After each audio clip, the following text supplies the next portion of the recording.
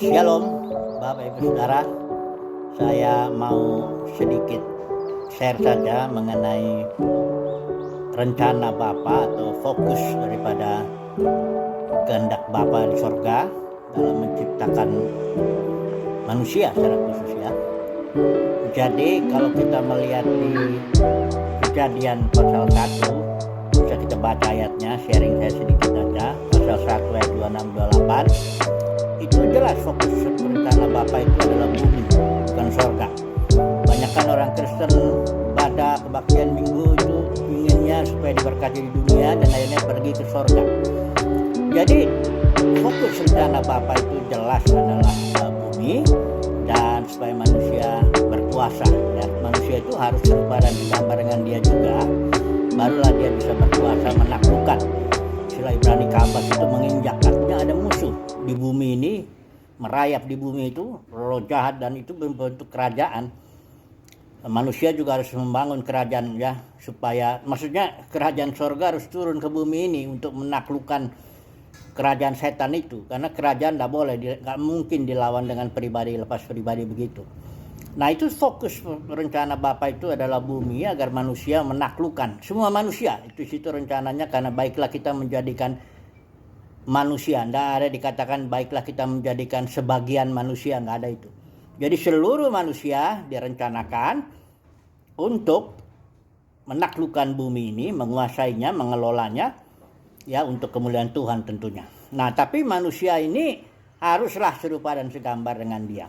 Bagaimana caranya? Proses yang Bapa lakukan itu, dia menjatuhkan manusia itu ke dalam alam maut, alam kesia-siaan.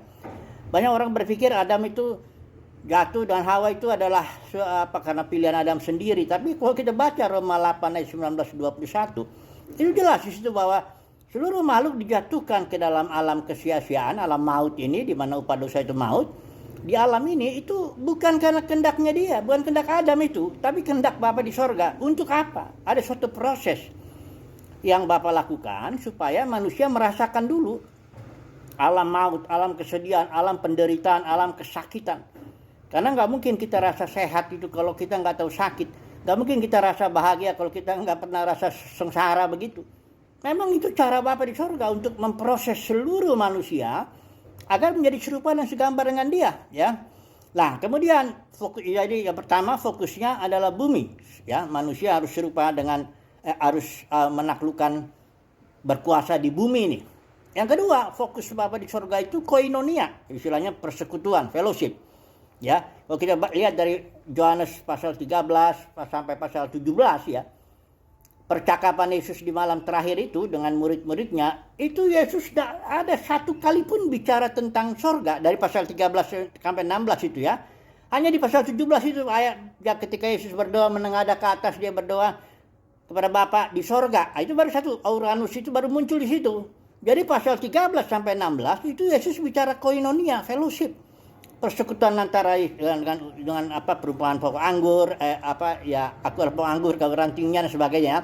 Fellowship Yesus dengan murid-muridnya, fellowship Yesus dengan dunia ya, melawan yang dunia keagamaan yang membunuh dia, dan fellowship murid-muridnya harus saling mengasihi dan sebagainya. Itu fellowship. Yesus nggak ada bicara soal tempat, apalagi surga itu ada tempat, bukan. Surga itu dimensi di mana Elohim menaruh tahtanya, dan dengan mudah tentu fellowship terjadi di sana, ya. Kehendak Bapa terjadi di sana, di sorga. Ya, itu makanya orang Kristen banyak bicara tempat. Sorga itu dia ingin ke sorga, ingin ke tempat yang menyenangkan, katanya konon jalannya dari emas, katanya nyanyi aja kerjanya di sana. Itu enggak ada konsep seperti itu, ya. Jadi fokus kedua rencana Bapa itu koinonia, fellowship, ya. Jadi kayak gini lah, Yesus bilang ya, enggak ada seorang, aku adalah jalan dan kebenaran dan hidup. Tidak ada seorang pun yang sampai kepada Bapa kalau tidak melalui aku. Itu artinya begini. Tujuannya kita itu Bapa di sorga pribadi. Itu artinya kita mengenal Bapa, kita fellowship Bapa, itu tujuannya ya. Destinasinya.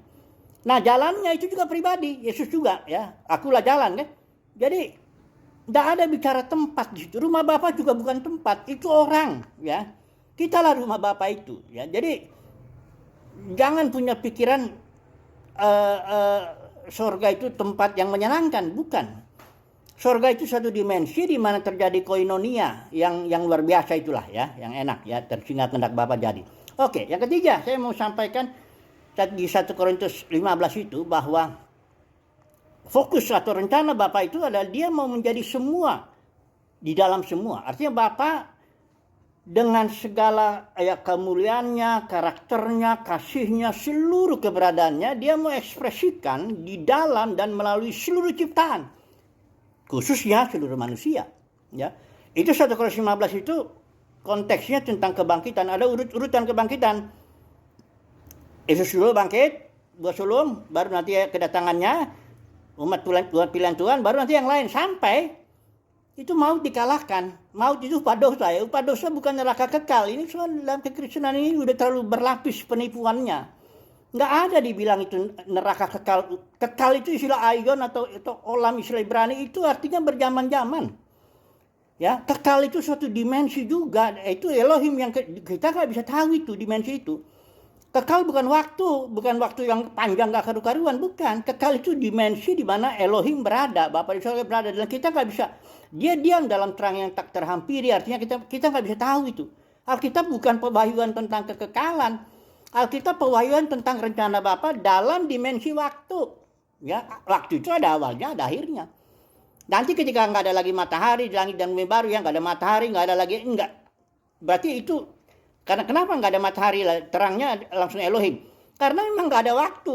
Matahari dan bulan itu kan cuma pengatur waktu. Kalau nggak ada lagi yang diatur ya nggak usah lagi ada itu. Nah jadi ada 3 fokus ini setidaknya ya. Rencana Bapa yang pertama bumi. Yang kedua fokusnya itu adalah koinonia, fellowship kita. Dan yang ketiga itu Bapa akan menjadi semua dalam semua. Ketika maut dikalahkan, musuh terakhir itu. Upadosa maut, ingat ya, jangan bilang upadosa neraka kekal. Itu ada tambahan dari Agustinus, Bapak Gereja, awalnya diterima oleh Calvin, terus sampai sekarang mayoritas. Nggak begitu, Alkitab nggak bilang begitu. Alkitab bilang upadosa maut, dan maut akan dikalahkan. Ya, jadi siapa yang mengalahkannya? Ya kita lah umat pilihan Tuhan bersama dengan Kristus ya. Ketika nanti kerajaan surga datang ke bumi, termanifestasi sepenuhnya di bumi, disitulah kita melayani bersama dengan Tuhan Yesus.